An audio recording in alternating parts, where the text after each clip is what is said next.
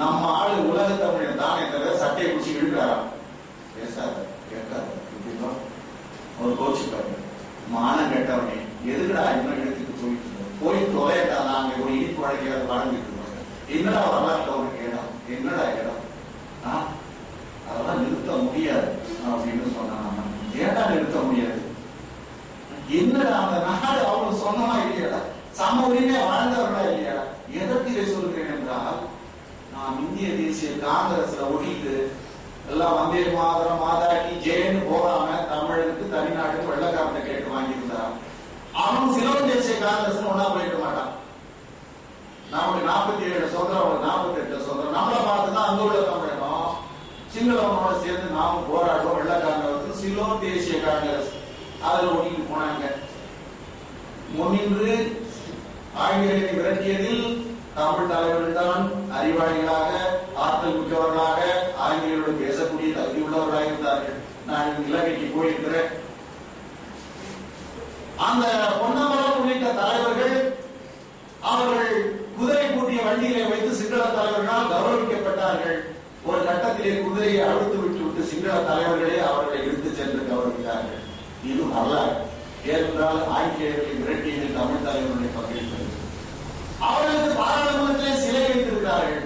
ஆனால் 48க்கு பிறகு, 50க்கு பிறகு, 52க்கு பிறகு பல போரி பொறுக்கி சிங்கள தலைவர்களுக்கு எல்லாம் சிலை வைத்து அந்த சிலை மறைத்து விட்டார்கள். கட்டாய சிங்களத்தை கொண்டு வந்தார்கள். அவர்கள் கல்வியிலே அவர்களுக்கு அதிக விழுக்காடு வேண்டும் என்று சொன்னார்கள். ராணுவத்தில் சேர்க்காமல் விட்டார்கள். காவல்துறை 5 விழுக்காடு சேர்த்தார்கள். உயர் பதவியிலிருந்து எல்லாம் அப்புறப்படுத்தினார்கள். கடைசியிலே சிங்கள மக்களை குடியேற்றினார்கள். சிங்கள காடையர்களை குடியேற்றினார்கள். தமிழர்களை அந்த பகுதியிலிருந்து விரட்டிவிட்டார்கள். அப்ப நாம செஞ்ச தவறு தானே. பாவூசி பெருமான், நான் மதிப்பு குறைவா சொல்லிட்டு யாராவது தப்பா எடுத்துக்க போறீங்க. அவரை காங்கிரஸ்லயே ஓரம் கட்டிட்டாங்க. காங்கிரஸ்லயே ஒரு மதிப்பு இல்லாம மண்ணெண்ணை வித்து வறுமையில இருந்து வெள்ளக்காரன் அவருக்கு ஒரு வாழ்க்கையை கொடுத்தான். அதனால அவர் வெள்ளக்காரன் பேரையும் மாறி வச்சார். காங்கிரஸ்காரங்களே அவரை மதிக்கல. அப்படியே காங்கிரஸ்ல போய்க்கிறவங்க வந்தாங்க மேல. அன்னைக்கு இந்திய தேசிய காங்கிரஸ்ல சேராம ஒரு தனி நாடு வேண்டும் என்று கேட்டிருந்தால் இன்றைக்கு தென்கிழக்கு ஆசியாவிலேயே ஒரு வல்லரசாக தமிழ் பேரரசு திகழ்ந்திருக்கும். இதை ஒட்டி அவர்கள் சிலோன் தேசிய காங்கிரஸ் தொடங்காம எங்களுக்கும் அதே போல ஒரு கொண்டு போயிருப்பாங்க. அங்கேயும் ஒரு தமிழ்நாடு உருவாயிருக்கும். மலேசியாவில் 20 விழுக்காட்டின தமிழர்கள் இருந்தார்கள். அங்கே பினாங்கு என்ற மலேசியாவுக்கு போயிருக்கிறேன். பினாங்கு என்ற ஒரு மாநிலம், அங்கே சீனர்கள், இஸ்லாமியர்கள், 3வது இனம் தமிழினம். இந்திய வம்சம், இந்திய வம்சாவளி சொல்வார்கள். ஆனால் தமிழர்கள் இருக்கார்கள். இந்த தமிழர்கள் அங்கு 3வது இனமாக இருந்தார்கள்.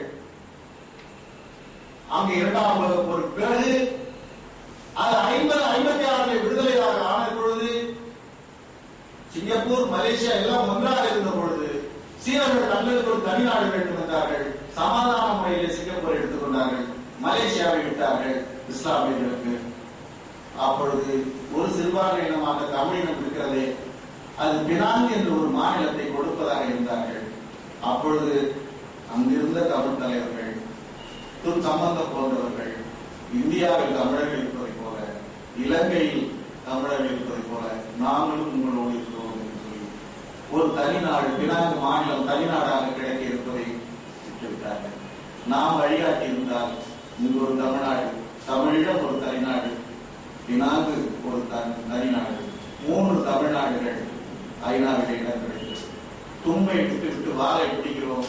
இன்றைக்கு அதிகாரம் இருக்கிறது என்பதற்காக, படைபலம் இருக்கிறது என்பதற்காக காட்டி கொடுக்கின்ற எத்தர்கள், கருணா கும்பல்கள் இந்த நாட்டில் தமிழ் இனத்தில் ஓடி துரோகிகள், வஞ்சகர்கள், அயோக்கியர்கள், 5 காசுக்கு தன்னை வித்துக் கொள்ளக்கூடிய அயோக்கியர்கள் தமிழகத்தில் தலைவராக தொடர்கின்ற இந்த நிலை, தமிழினம் சிறுபான்மையினத்தாலேயே ஆளப்படுகிறது தொடர்ந்து.